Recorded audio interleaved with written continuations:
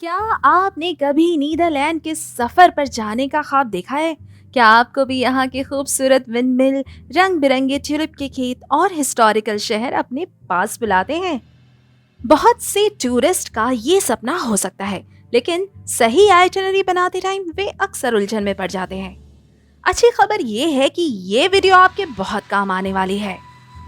Hello दोस्तों, आपके अपने channel travel with Miss Sheeba में मैं आपका वेलकम करती हूँ।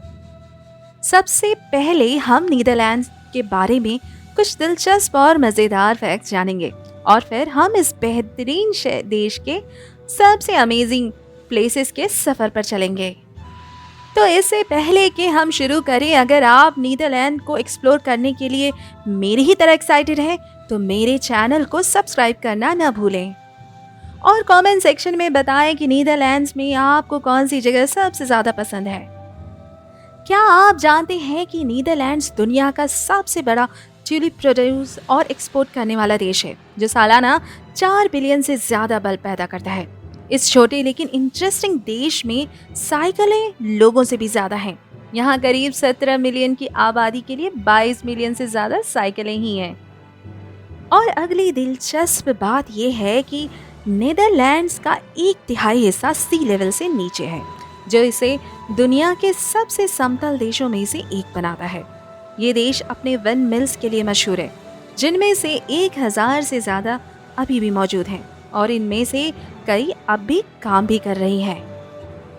और क्या आपको पता है कि सिर्फ एम्स्टर्डम में ही 100 किलोमीटर से ज़्यादा की नहरें हैं, 1500 पुल और 90 आइलैंड हैं, जो शहर की अनोखी खूबसूरती को और बढ़ाते हैं। डच लोग अपनी एक्सीलेंट इंग्लिश के लिए भी जाने जाते हैं। यहाँ की तकरीबन 90% आबादी इंग्लिश बोलती है। इसके साथ ही नीदरलैंड्स अपनी चीज़ के लिए भी मशहूर है, जो गोंडा, एडम और लीडेन जैसी मशहूर किस्में बनाती हैं। ये देश कॉन्स्टिट्यूशनल मोनार्की के तहत ऑपरेट होता है और इस वक्त इसके राजा हैं किंग विलियम अलेक्जेंडर। इसके अलावा डच लोग वाटर मैनेजमेंट में बहुत आगे हैं, जो कॉम्प्लेक्स डैम, तटबंध और बाढ़ रोकने वाले गेट्स का उपयोग करके देश के वाटर लेवल को कंट्रोल करते हैं। अब हम बात करने वाले हैं नीदरलैंड्स में घूमने की बेहतरीन जगहों के बारे में।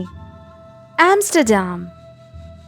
एम्स्टर्डम नीदरलैंड्स की राजधानी और इसके साथ ही एक वंडरफुल हिस्ट्री और वाइब्रेंट कल्चर वाला शहर है। क्या आप जानते हैं कि एम्स्टर्डम की कैनाल रिंग एक यूनेस्को वर्ल्ड हेरिटेज साइट है? इस शहर में 100 किलोमीटर से अधिक की नहरें हैं, वेनिस से भी ज्यादा, जिससे नाव से शहर का दौरा करना एक न भूलें।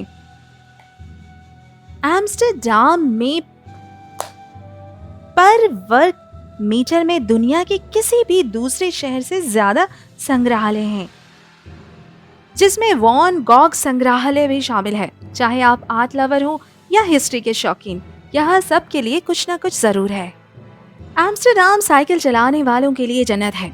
यहाँ लगभग 8,80,000 साइकिलें हैं, कारों की गिनती से करीब 4 गुना ज्यादा। इस शहर को साइकिल से घूमना सबसे अच्छा तरीका हो सकता है, जिससे आप अलग अलग जगहों को देख सकते हैं और यहाँ के लोकल कल्चर को महसूस कर सकते हैं। दुनिया का इकलौता फ्लोटिंग फ्लावर मार्केट, ब्लूमन मार्केट, जिसे 1862 से चलाया जा रहा है, यहाँ मौजूद है। ये बाजार फूलों का एक कलरफुल डिस्प्ले है और कुछ अनोखे सुवेनियर्स खरीदने के लिए एक शानदार जगह है। एम्स्टर्डम की सड़कों पर चलते हुए हर मोड़ पर खूबसूरती से संजोई इमारतें देखने को मिलती हैं, जैसे कि आप टाइम ट्रैवल करके वक्त के में कहीं पीछे चले गए हों। दोस्तों, एम्स्टर्डम दुनिया के सबसे मल्टी कल्चर वाले शहरों में से एक है, जहां 180 अलग अलग देशों से आकर लोग रहते हैं। ये डाइवर्सिटी शहर के वाइब्रेंट नेबरहुड, खान पान और यहाँ के त्योहारों में दिखी जा सकती है। दोस्तों, मैं आपको एक मजे की बात बताती हूँ। क्या आपको पता है कि 17वीं शताब्दी में ट्यूलिप के बल्ब इतने एक्सपेंसिव हो गए थे कि उनका इस्तेमाल मुद्रा के रूप में किया जाता था। हैरानी की बात तो ये है कि इस बल्ब की कीमत इतनी ज़्यादा बढ़ गई थी कि समझ लें कि एक बल्ब की कीमत एक घर की कीमत से भी ज्यादा हो गई थी। अब हम चलते हैं जॉन्से शॉन्स की ओर, जो एक सुंदर गांव है और अपने पुराने जमाने की झलक दिखाता है। ये बेहतरीन जगह अपनी अच्छी तरह से रिजर्व्ड ऐतिहासिक विंड मिल्स के लिए मशहूर है, जिन्हें कभी मसाले पीसने, लकड़ी काटने और ऑयल बनाने जैसी अलग अलग इंडस्ट्रियल कामों के लिए इस्तेमाल किया जाता था। ये गांव असल में एक ओपन म्यूजियम जैसा है, जिसमें कल्चरल डच घर, खलिहान और वर्कशॉप्स देश के रिच कल्चरल हेरिटेज को दिखाता है। यहाँ का मेन अट्रैक्शन यह क्लॉक वर्कशॉप भी है, जहाँ पर आप जूते बनते हुए देख सकते हैं। इसके अलावा ट्रेडिशनल चीज़ फॉर्म को देखना न भूलें, और जहाँ आप चीज़ बनने के प्रोसेस को भी जान सकते हैं, वहीं कुछ टेस्टी और फ्रेश डच चीज़ का भी मज़ा ले सकते हैं। जॉन्से शॉन्स अपने अट्रैक्टिव विंड मिल्स, हरे भरे खेतों और जॉन नदी के साथ साथ बेहतरीन खूबसूरत नज़ारों के लिए भी जानी जाती है। यही वजह है कि ये जगह फोटोग्राफी के लिए बेस्ट मानी जाती है। ये जगह ऐतिहासिक जॉन जिले को रिप्रेजेंट करती है, जो 17वीं शताब्दी के दौरान दुनिया के पहले इंडस्ट्रियल जगहों में से एक था। आखिर में यहाँ की बेकरी जाना बिल्कुल भी ना भूलें, जहाँ आप देख सकते हैं कि ट्रेडिशनल डच पेस्ट्री और ब्रेड कैसे बनाई जा सकती है, और यहाँ की ट्रेडिशनल फ्रेश स्वीट्स का भी मज़ा ले सकते हैं। क्यूकेनहोफ गार्डन हमारी अगली मंजिल है खूबसूरत क्यूकेनहोफ गार्डन, जो दुनिया का सबसे बड़ा फूलों का गार्डन है और जो 79 एकड़ से भी ज़्यादा एरिया में फैला है। ये अनोखा बागीचा फूलों का स्वर्ग है, जहाँ हर साल लगभग 7 मिलियन फूलों के बल्ब लगाए जाते हैं, जिनमें ट्यूलिप, हाइसिंथ, डैफोडिल और बहुत कुछ शामिल है। क्यूकेनहोफ हर साल सिर्फ कुछ हफ्तों के लिए बसंत में खुलता है, आमतौर पर मार्च के आखिर से मई के बीच तक, जिसे हर साल दुनिया भर से 1.5 मिलियन से अधिक टूरिस्ट को अट्रैक्ट करता है। हर साल बागीचे में एक अलग थीम होती है, जो फूलों के डिस्प्ले के डिज़ाइन और लेआउट को अफेक्ट करती है, जबकि ट्यूलिप यहाँ का मेन अट्रैक्शन होता है। क्यूकेनहोफ में गुलाब, लिली और ऑर्किड सहित कई और फूलों की किस्में भी होती हैं। इस गार्डन के डिज़ाइन में वेंडिंग पास, वाटर फीचर्स और थीम गार्डन्स शामिल हैं, जो यहाँ आने वालों के लिए एक खूबसूरत और serene एनवायरनमेंट बनाते हैं। क्यूकेनहोफ अपने खुले मौसम के दौरान कई सारे फ्लावर शोज और प्रोग्राम्स की मेज़बानी करता है, जो फूलों की सजावट और बागबानी कला को प्रदर्शित करते हैं। सस्टेनेबिलिटी के लिए ये बागीचे ऑर्गेनिक बल्ब्स और इको फ्रेंडली गार्डनिंग टेक्निक्स का इस्तेमाल करते हैं, जो इन गार्डन्स को और भी खूबसूरत बनाता है। क्यूकेनहोफ गार्डन नेचर की खूबसूरती का एक सच्चा एग्जाम्पल है, इसलिए अगर आप बसंत के मौसम में नीदरलैंड्स की यात्रा करने वाले हैं तो आपको यहाँ ज़रूर आना चाहिए। ये सफ़र किंडरडाइक। अब हम चलते हैं आकर्षक किंडरडाइक गांव की ओर, जो 1997 से यूनेस्को वर्ल्ड हेरिटेज साइट है। किंडरडाइक अपनी 19 वेल प्रिजर्व्ड विंडमिल्स के लिए जाना जाता है, जो 18वीं शताब्दी में वाटर लेवल्स को मैनेज करने और बाढ़ को रोकने के लिए बनाई गई थी।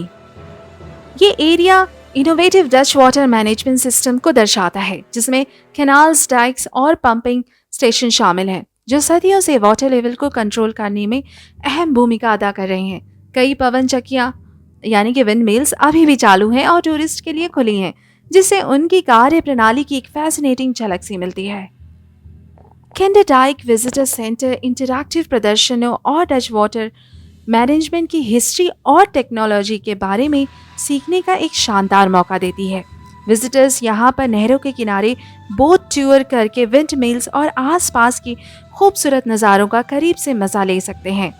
किंडरडाइक फोटोग्राफर के लिए एक पसंदीदा जगह है, जो विंड मिल्स और वाटर कैनाल्स के अमेजिंग लैंडस्केप्स के साथ साथ यहाँ का नज़ारा भी दिखाती है।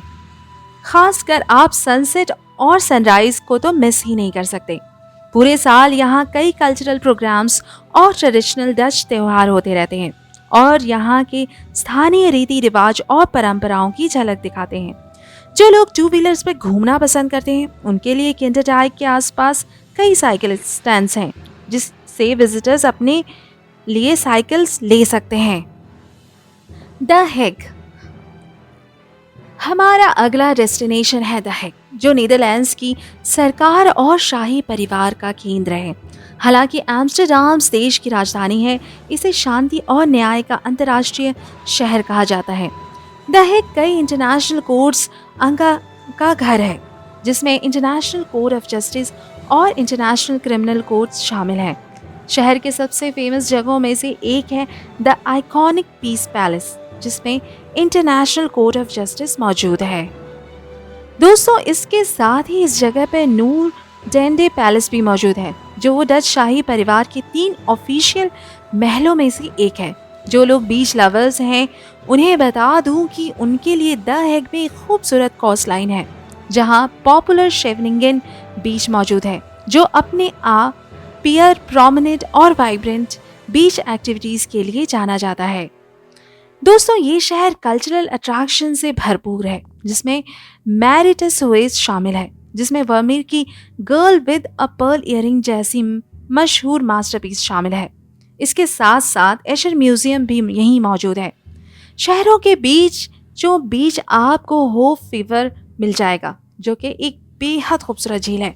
तो दोस्तों, ये थे हमारा एम्स्टर्डम का सफ़र। उम्मीद करती हूँ आपको ये वीडियो पसंद आई होगी। अब लेती हूँ आपसे इजाज़त, मिलती हूँ आपसे अगली वीडियो में। तब तक के लिए अलविदा, बाय बाय।